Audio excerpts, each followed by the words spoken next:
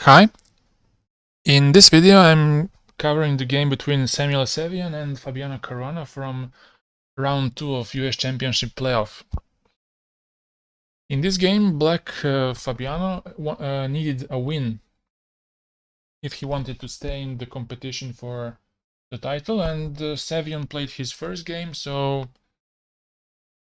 he also kinda needed the win, but because he has Black against So, who is very solid, and he only needs a draw in case Sevian makes a draw in this game. So they chose to play Vienna. Knight c3, knight c6, bishop c4, and after d3, now Black is challenging the bishop, and he will eventually capture it. But Fabi waits with capture on c4 because he can. He doesn't need to establish the position just yet. Black is developing also normally, plays bishop e6, and this position resembles of some kind of Berlin or Rossolimo structures, but of course with different colors. Black castles, and white pushes b3 to free his queen from d3 and also to make the center solid. White goes a5, trying to avoid his bishop getting taken by the knight, and also to stop white from repairing a3 and b4 in the future. White castles, and Black plays h6, a typical prophylactic move, stopping the pinning on g5, and white goes bishop e3, tries to eliminate the bishop pair, and this position looks pretty solid, but it can get pretty open anytime if white chose to play f4. But as you will see, he didn't choose to play f4 at any point. I think he was slightly scared if he's going to weaken the e5 square, and if he doesn't do anything concrete on the king side, that weakness is going to stay forever, and it's going to transfer into the endgame, which might become a really unpleasant theme. Knight c5 was played, and Black is maybe going towards f4 with this knight c5. If the bishop goes to d7, knight e6, knight f4, and he might generate some play on the king side. Rook ad1, trying to discourage Black from playing c6 in this case. And here Black plays b6. He stays solid on the queen side. And after a4, White is also content with staying solid, and his knight on b5 takes care of Black not pushing the c6 pawn, which might complicate the position. I have a feeling that White played safely here, maybe too safely. Black plays king h7, trying to prepare g6 with f5 with some kind of counterplay, but I'm not sure if that would be such a good idea, because after any f5, White can answer with f4, or first take on f5, and after Black recaptures, f4 might open up the position in White's favor, because Black's king might seem vulnerable in that case. So White plays rook d2, a simple waiting move, bishop d7, and now White avoids exchanges with knight c3, and now queen g5. Black's idea is simple. If the exchange happens, now f4 is much tougher to get, because now there is this g5 pawn which does its job, and now Black's idea is really simple. He wants to play g6 and f5 create a counterplay on the king side. While on the king side, he's not scared because he can always defend the c7 pawn with rook c8 or knight e6 even. White goes knight d5, and now black plays rook a c8, f3, and now bishop e6. Black is playing slowly and trying slowly to get his position better. Now knight f5 goes. And now black doesn't want to capture on f5 because it would kill all the play on the king side, and the position might become really, really dry, and it would lead to a draw, I think, because nobody's going to do anything on the queen side because every pawn move on the queen side makes other pawns look very unstable, and it would take a lot of risk to push those pawns. For example, if you try to push b4 on the queen side, you have to think about the c4 and a4 pawns, and if black pushes c6, for example, then b6 and d6 become really unstable, and it takes a lot of risk to do those things.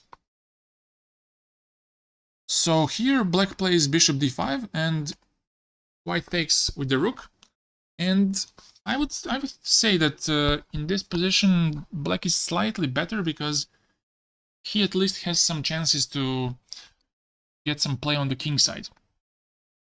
Here I think that cd5 was a much better choice, leaving the option of maybe at some point playing for c3 and b4. But also, like I said before, it involves some kind of risk. Pushing, going for that pawn push. Here, after rook d5, black plays g6 and white goes back. And black plays f5, which is normal because Fabi needs a win, and the only way to do it is to get some play on the king side. White took, and black took back, rook d2 was played, and king g6. Trying to free his rook, and possibly go to h8 and h4, trying to even go for e4. So white plays g4, very interesting move. Trying to force black to commit to some move, and black blocks with f4, but still he has this option of attacking the pawn on h3 and also at some point to push e4, which is his only hope, by the way, to get something out of this position and to win the game eventually. White goes knight d5, threatening knight e7, but white can simply defend against this by playing rook f7, defending the pawn on c7, and also preparing something like rook h7, rook h8, putting some pressure on the h3 pawn. So white plays rook e1, rook e8, and now knight c3. He is trying to defend against a potential e4 break, which would in a big way make black's chances much bigger. So black plays rook h8, putting pressure on the h3 pawn, and now black reroutes to f6. And here I think that a good chance to make things easier for white was to play knight e4. Because this move makes this knight very limited, or he's going to force the exchange of knights, which I think is in white's favor if he wants to defend this position. Because at this point, black is the only one who can make some pressure. But instead he plays knight b5, knight f6, and now white goes back to c3. Obviously he's playing here for a draw. He doesn't have any chance to win. Black plays rook h7, which attacks the pawn. White defends, and now the other plan. is going to be implemented. King f7, black is trying to get his king all the way to c6, c5, and you will see. You will see. Rook e2, king e6, knight b5, and now king d7. White doesn't have anything better. He goes back to c3, king c6, and after rook d2, he goes to c5, rook d1, and now rook e7, threatening to play e4 at some point, and white is stopping that. Rook h e8, and now rook d2. Now I think that e4 is not good because after all the exchanges, the g5 pawn might fall because of the rook d5 check. So he's preparing this, stopping the eventual check on d5, and now he makes a mistake. He plays rook e d1. It looks logical to attack on d6, but here it was better just to play h4 and to use the absence of rooks on the h-file. If black takes on h4, then you block the h-file by king h3, and after, let's say, rook g7, rook d3, and if he tries, first of all, if in this position, black's knight on f6 is tied, because if you go to h7 with this knight, then knight e4 is very strong, and now you lose d6 pawn without opening up the position entirely. Only the d file is opened, and this position would be even lost for black. So in this position, it's tough to do any useful moves for black. His knight is very passive on f6. If the rook from g7 gets away from g file, then white simply has g5 to push this knight away and go knight e4. Let's say if he goes rook h7, I have g5, and after knight h5, knight e4 is strong, and now d6 hangs. So this was the only chance to keep the game going.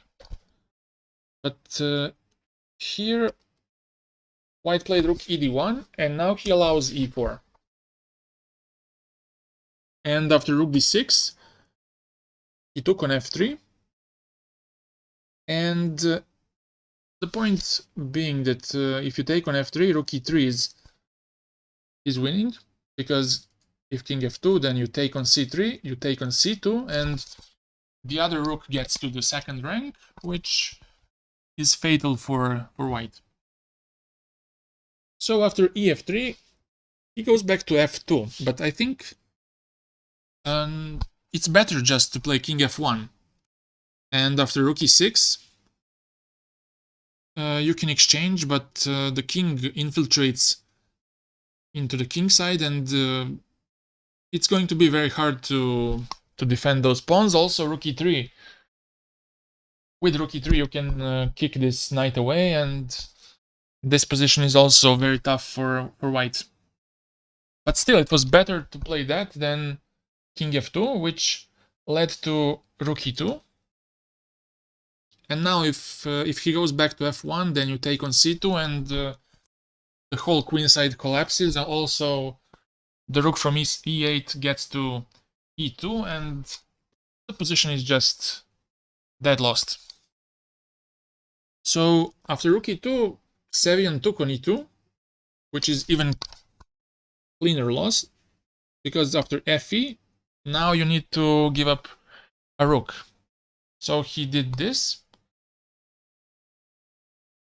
And after king c6, rook e1, rook e3 was played. He took on e2, knight e4 was played, and after king e1, king c5, white just resigned because king gets too active, gets to d4.